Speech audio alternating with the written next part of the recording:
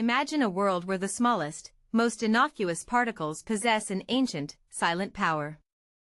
Imagine a microscopic entity, unassuming in its dormancy, yet capable of orchestrating profound, internal transformations within its unwitting host.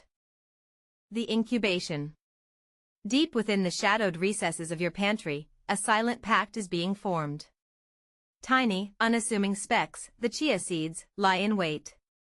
They carry not just life, but a legacy, an almost primal blueprint for transformation. You see them as food, a simple addition to your morning ritual, a fleeting texture, a transient flavor. But their truth is far more complex. They are the descendants of a power once revered, almost feared, by ancient civilizations. The Aztecs and Mayans, in their wisdom or their terror, understood.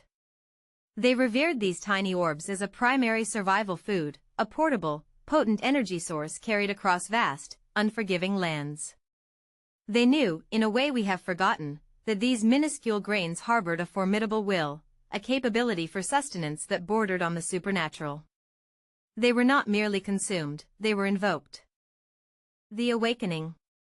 The moment they touch liquid, a subtle shift begins. A hushed awakening. The dry, brittle shell, a mere facade, dissolves into something far more insidious. A translucent, gelatinous sheath begins to form, a living, pulsating aura that encases each seed. This isn't just absorption, it's an intelligent expansion. A single chia seed, almost imperceptibly, can draw in and hold up to 10 to 12 times its own weight in liquid. Think of it, a miniature sponge, yes, but one that binds and transforms the very essence it consumes, turning mere water into a viscous, almost sentient matrix. This gel isn't just about texture, it's a silent architect, a liquid scaffold for an internal occupation. It seeps into the forgotten corners of your being, coating, lubricating, preparing. It begins its work not with a bang, but with a whisper, a slow, deliberate colonization of your internal landscape. Your cells, your tissues, your very fluids become the medium for its expansion. This isn't merely hydration, it is an internal permeation, a binding agent subtly rewriting the rules of your gut, your entire system. The assimilation. Once awakened, the seeds don't merely pass through, they integrate. They become a part of you, or rather, they compel you to become a part of them. Their rich omega-3 fatty acids, these unseen currents, flow through your bloodstream, influencing the very signals that govern your heart. Is it support, or is it subtle redirection? The fiber, a dense, intricate network, begins to re-engineer your digestion. It slows the rush, prolongs the journey, demanding a deliberate pace from your system. This isn't just regulating, it's imposing a new rhythm, a silent tempo set by these tiny invaders. You feel full, yes, satiated, but is it your hunger truly quelled, or has the seed merely asserted its dominance, silencing the primal call of your stomach with its burgeoning mass?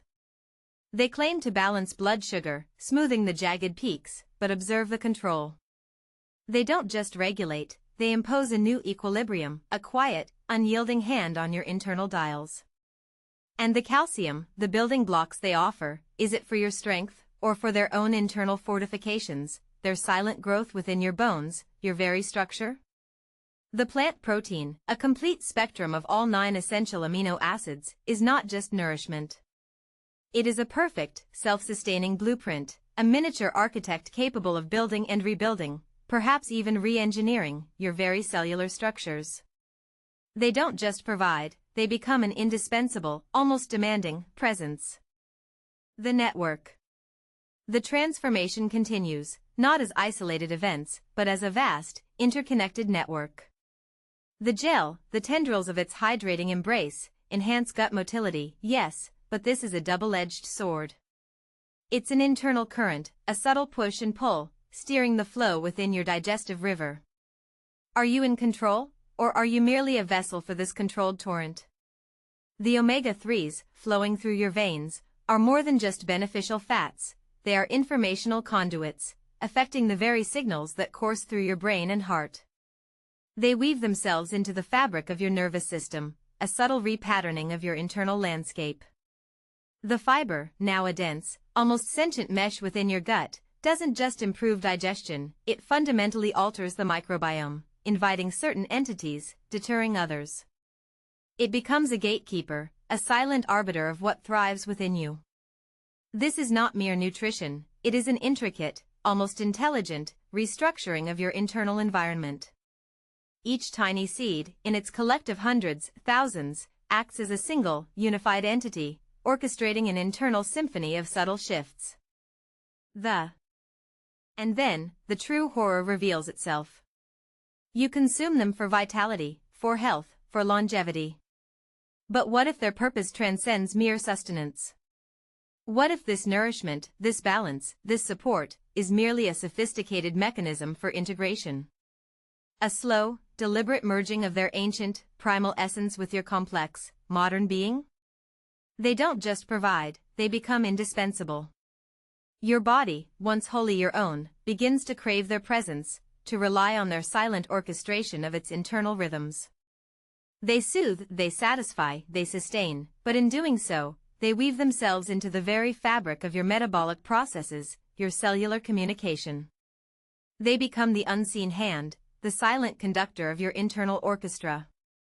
You believe you are consuming them to improve your life, but what if they are consuming you? Not in a destructive way, but in a symbiotic, yet utterly dominant, fashion. What if their ultimate goal is not to sustain your life, but to extend their own, through you?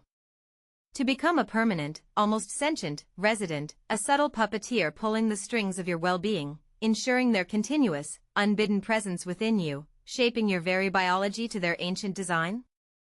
So, when you next sprinkle these tiny, unassuming seeds into your meal, consider this: are you nurturing your body, or are you merely nourishing a deeper, more ancient hunger that now dwells within?